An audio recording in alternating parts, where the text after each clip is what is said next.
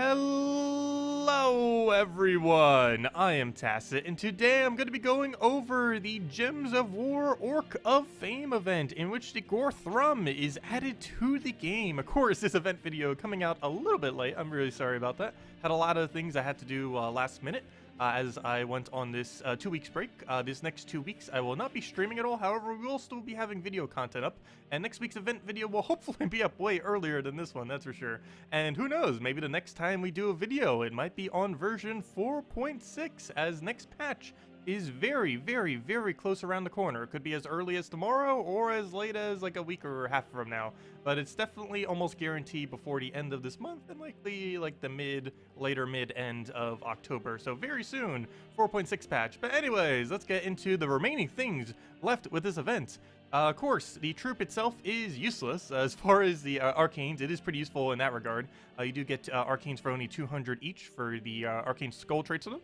There will be easier methods to farm arcanes into the future. However, doing these glory packs are still going to be a great way to essentially buy infinite trait stones, assuming that you have the glory for it, of course. But as far as things you could throw this on is Drake Rider and Bone Golem for early on in the game. Then in mid-game, you'd want to put it onto legends like Glaceon, Keeper of Souls, Magnus, and Bone Dragon. Also keep in mind, if I'm not mistaken, Farish Ra ends up using these trait stones, and he's going to be very relevant next patch, as soul farming is also going to be a lot more relevant very soon. As far as this troop, they missed a big opportunity by giving this thing empowered, because without empowered, this thing is essentially useless. All it does is destroy a column and then explode 2 random gems for every yellow gem you destroy. So on average, I'd say you'd probably hit about 2 yellows unless you're using a mana generator. So you're going to be getting a destroy column and 4 explodes onto the board. So that's not horrible, but the fact that he can't do it off of empowered makes him a lot worse than many other mana generators, and for that reason he is basically never going to be used. I can't think of a single context where it is worth using him compared to any other option, so I would just kind of ignore him. You just get him for upgrades, get him for his trait stone, and that is about it as far as him. Other than that, as far as our event stuff that we have this week, we had 10% bonus to beasts as well as 10% to orcs, and the useless 2x trait stones in PvP whenever you use them, so don't bother doing that. Other than that, of course, the event key drop table is useless. It is a Groshnok event, and Groshnok has the 2 worst mythics in the entire game, as well as a kingdom that is pretty underwhelming. So I would just completely ignore event keys and save them for when we will have a better cycle on them.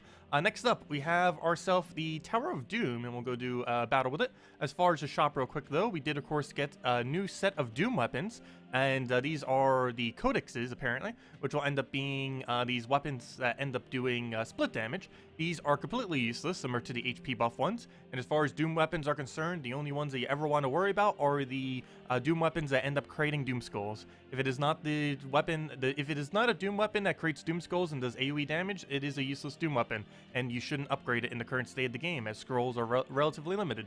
You should just hoard all your scrolls and put them into the Doom-related weapon that ends up creating Doom Skulls. And if you don't currently have those weapons, you'll be able to find them in Soulforge as they rotate around. So, yeah, just ignore all these other ones. You might still want to get it for completionist purposes, but as far as its actual usefulness, the weapon is useless. So, do be mindful of that. As far as Tower of Doom, of course, don't forget, finish up to floor 26. Generally, when you do Tower of Doom, you should go up to floor 26. That is where you get the max loot. There's basically 2 different points where you get max loot. One is stage 12, where you end up getting these. However, you generally go a little bit further than this, assuming all of your guild is doing it to completion.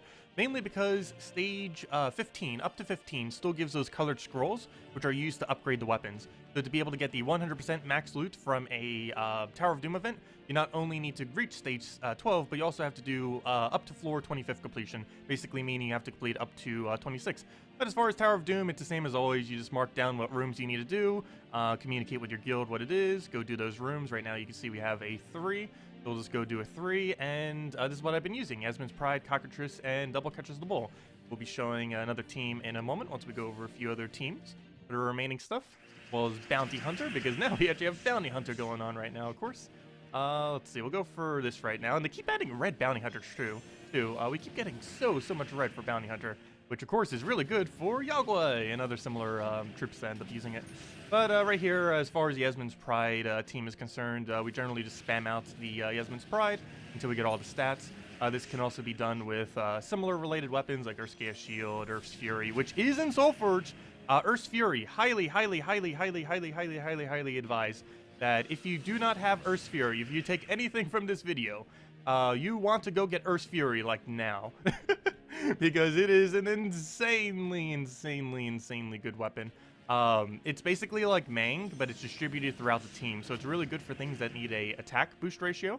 For example, catches the bull, but more so like things like Iron Gut for his Devour and stuff like that, or just Skull Spam in general. It's also a really good option for invasions. Ends up synergizing pretty well because they actually gain more of a boost ratio from that than they would if you had a Mang in first slot. So generally pretty good to use since it gets a 5x multiplier plus the attack that you're already giving it.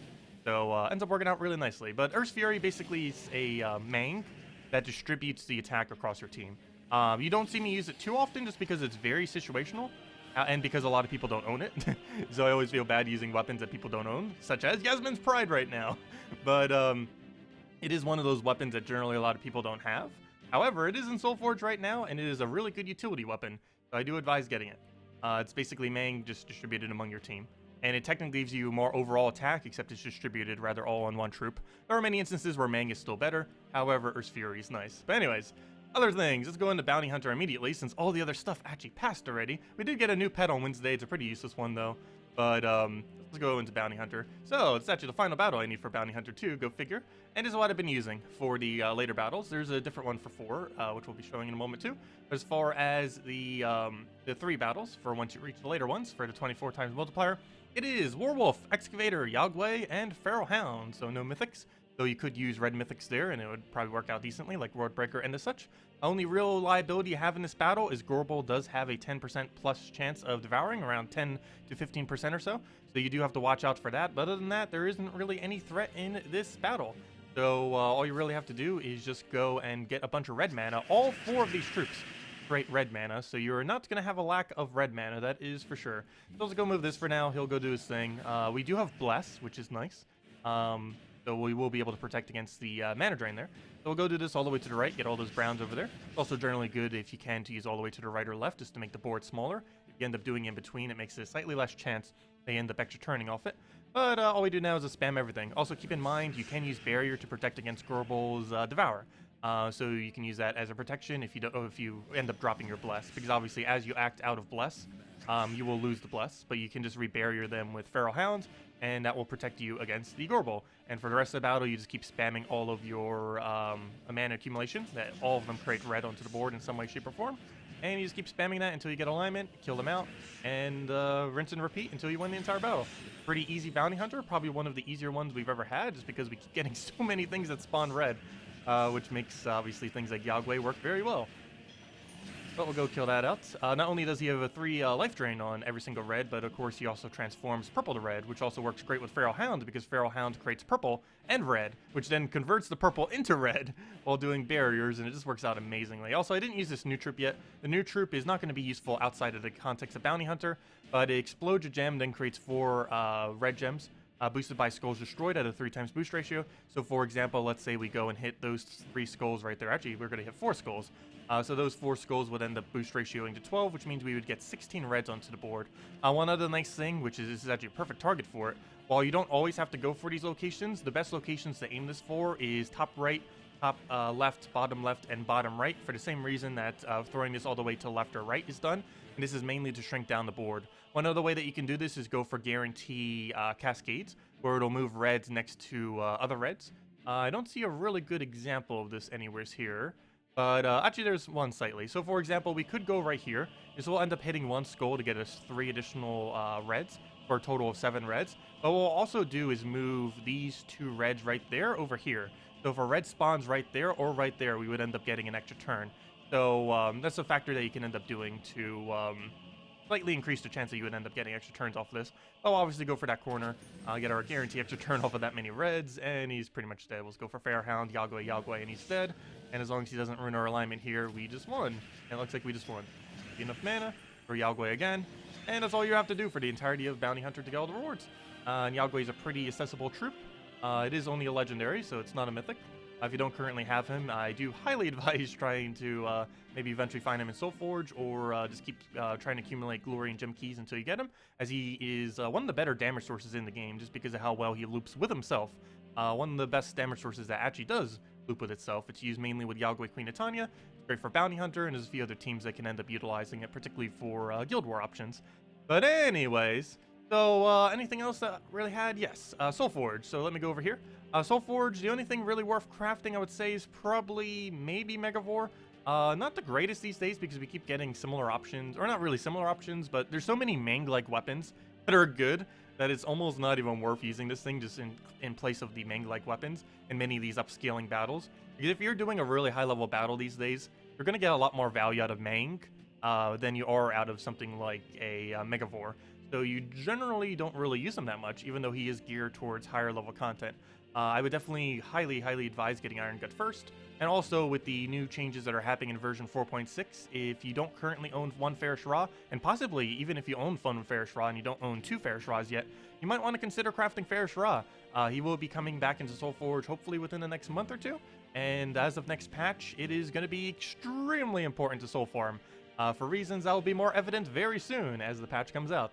For any of you that don't already know. But yeah, definitely be on the soul grind. Do keep in mind, the soul grinding will be better next patch. The rate of soul grinding will almost go back to what it was before. It kind of got indirectly nerfed this most recent patch, but next patch is going to be bringing it almost back to its previous point. It's not going to be as quick as it originally was, but it's definitely going to be quicker than it is now, even if you don't get a Fairish Ra. So yeah, just any kind of Dragon Soul team or anything like that will end up still being in increase in speed next patch. Other than that, as far as weapons that are around, we have Spike Mace, Earth's Fury, and of course the Doomed Codex, which is from the event. I would advise getting this through 500 gems through the Tower of Doom event. This is pretty useless, but if you want to get it for completionist purposes, you might want to get it. Grosh Knocks are never going to be good, so or at least no time soon, unless they get a complete kingdom overhaul. So that's not going to be useful anytime soon, unless that happens. But the thing you definitely 100% want to go for, and it's only 300 diamonds, meaning the diamonds that you get from today will be enough to actually craft this thing. Because you end up getting, what? You get the 80 and then the 150 from the thing? Okay, so it's a little bit short. But if you still are a little bit short, keep in mind that you can get diamonds from kingdoms. I believe it's on stage 7 of the challenges or something, somewhere around there. You can end up getting diamonds off them. But highly advise you get Earth's Fury before leaving this week. It's, as I mentioned, is basically Mang, but it distributes the attack amongst your entire team. There are really niche instances where this is good, like invasions and things that boost ratio based on attack. You don't always use it over Mang. Mang is still better than this thing in many instances. However, it's a great utility weapon if you don't have Mang. Also, I mean, if you if you want a alternative to Mang, I should say. One thing I should mention in that regard, though, this weapon could potentially be better than Mang if you have upgraded your Mang +5. You may notice whenever I use Mang that I actually have it at +5. There's a reason for this. It actually backfires once you get it to +6 or higher. And the main reason for this is it ends up destroying a single color. So if you have Mang at +9 or anything +6 or higher, but you haven't gotten an Earth's Fury yet, you can keep your Earth's Fury at +5, and so you don't have any kind of gem spawn on it, and then just have your Mang as your +9. Most people do it the other way around, where they have their Mang as their +5 and their Earth's Fury as their +9. But you can do it the other way around if you accidentally already upgraded your Mang. That's something to consider if you have maxed out Mang, but you haven't maxed out Earth's Fury, is keep Earth's Fury as basically your Mang option for +5 when you need more consistency, rather than getting the gem spawn. Because this has that annoying gem spawn too. I believe it creates 1 brown, if I'm not mistaken. Mang does like a destroy a red, this creates a brown or something along those lines. Both of which are bad perks that just make the weapon more useless. So yeah, create a brown. So you generally want to keep both of them around +5. But if you've done one and not the other, you can just simply do this one to +5. So it's a great utility in that regard, as a more consistent Mang option. Anyways, the only other thing to really mention are the other teams for the 2 events, which I wanted to show real quick. And that is Bounty with 4. This I didn't end up showing earlier. Also, all these teams will be in the comments below and description if you want to just copy-paste them with their little code thing. But this one is the earlier battles for Bounty Hunter, if you still haven't done those. You're going to want to use something along the lines of Werewolf, Tagraki, Excavator, and Half Main. Do keep in mind you will get penalized if you multi-up. For example, double Tagraki would obviously be stronger than using Half Main there. However, you do get penalized if you use multiple of the same bounty troop. So all 4 of them do have to be unique, so don't forget about that. Otherwise, you won't get the full amount of points. Also, you also have to always use the Bounty Captain if you want to get the full amount of points, as they get twice the effect. And of course, that is Werewolf this week. And yeah, these red accumulations work really good. Both Excavator and Warwolf end up doing this, and you just keep spamming Takraki over and over again. And you do that up until about the 8th or 12th battle, depending on how your stats are. Other than that, the Tower of Dooms, this was the one that I mentioned earlier. Of course, you can end up replacing out Catches the Bull for another utility option, something like a Sylvania Mora for the Entangle would end up working pretty decently, and just built it completely around Catches the Bull. And one other option you have is, of course, Skull Spam, just going with a simple Mang, always a good idea. Mang into Titan, really great option for a lot of stuff. Cockatrice ends up feeding you a bunch of mana accumulation. It has its own +1, so the color that's blocked on, it doesn't even matter. It's also a brown that creates a lot of brown, and any troop that can create its own color tends to be pretty decent, and Cockatrice is under that category. Keeper of Souls, of course you could go Glaceon or Glaceon Bloodhammer combo and things like that. However, Keeper of Souls is more of a controlled method when you're using a high damage output weapon, and in this case Mang, so you can control the skulls a bit better, keep it on your turn, make sure the enemy doesn't backfire as much with their hits. And other than that, Sylvania Mora here is mainly just for safety. Fully traded Sylvania Mora, of course, entangles the first enemy every single time you extra turn, and this does retroactively retarget the next enemy in line. So for example, if you were to go and skull spam a troop, let's say their first troop, and you kill out their first troop completely, and then it ends your turn after you were just frozen or you just took a move after, the entangle that you did from your extra turn, even though you just killed the first slot, will go onto the second slot. So let's just say you take a 4-time skull, that will then kill the first slot, let's just assume, and then that entangle that Sylvania Mora has will not get wasted on the first slot that just died, but it will apply to the one next in line on their second slot. Of course, there are things that have immune to entangle, including the Doom itself, but on many of these battles, particularly in the non-Doom related battles, you could have battles where the entire room is nothing but stuff that you can entangle. So it works really good, so you take very minimal damage, since the skull damage is generally a big bulk of their damage. And you also have an extra entangle off of Cockatrice if that's not enough, on top of a mana drain, so you can both mana drain them and entangle them, essentially making it so the enemy does 0 damage. Cockatrice is always a great option throughout the entire game because of how good of a disable it is, and that's all you need. So you have damage, disable, and mana accumulation, damage, and the safety troop. You can also put this for other utility troops if you want, though Sylvania Mora is just one of the safer bets. But anyways, that is pretty much everything that I wanted to go over. Sorry that this video came out so late. No worries. Next week's video will come out a little bit sooner. And who knows, it might come out with 4.6 attached to it, of which we'll be going over quite extensively. Even though I will be away and not doing streams and such, I will still be having video content coming out scattered throughout the 2 weeks upcoming up. And we will be covering 4.6 a decent amount when it does come out, as there is quite a lot to go over with this next patch. It's probably the biggest patch we had all year. I want to say it's the biggest patch we had all year from a grind standpoint and from a mechanic standpoint, because it changes both of them quite substantially, as you'll see very soon as the patch comes out. But anyways, guys, I will catch all of you later. Thank you all so much for watching, and I hope you all have a wonderful rest of your weekend. Goodbye, everyone!